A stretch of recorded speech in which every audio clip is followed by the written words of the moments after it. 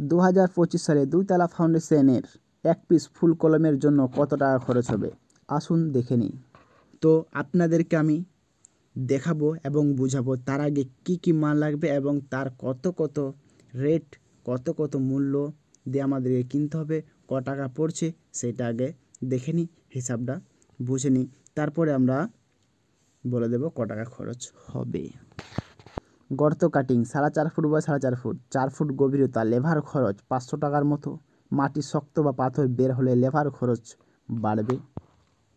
গর্তের ভিতরে বালি ফিল্ম 5 ইঞ্চি 700 টাকার মতো। গর্তে ইটের সোলিং 60 পিস 672 টাকার মতো। বেসের 4 ইঞ্চি গেপে রড বাঁধা 2 পিস 10 mm এর 1212 টাকার মতো।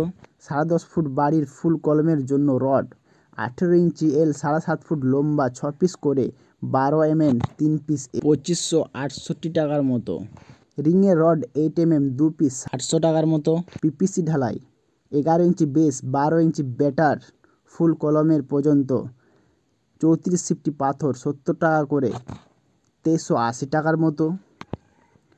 বালি 22 সিফটি 35 টাকা করে 770 টাকার মতো। ঢালাই সিমেন্ট প্রাইস 8 প্যাকেটের মতো 420 টাকা করে 3360 টাকার মতো। মিস্ত্রি খরচ প্রায় 5000 টাকার মতো, আরও অন্যান্য খরচ 1500 টাকার মতো। তো 2025 সালে 1 পিস ফুল কলমের জন্য টোটাল খরচ 19,452 টাকার মতো। তো আপনার বাড়িতে কটা ফুল কলম হচ্ছে তার সাথে 19,452 টাকা গুণ করে দিন, হিসাব বেরিয়ে যাবে।